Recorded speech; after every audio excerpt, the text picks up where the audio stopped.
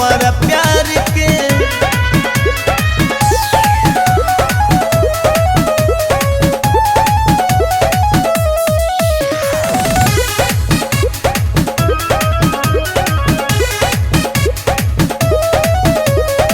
नजरों से वो दूर हो गए, दिल से ना ही दूर वो, ना हंसे ना रोइयो सके, बाशंकर मजबूर हो।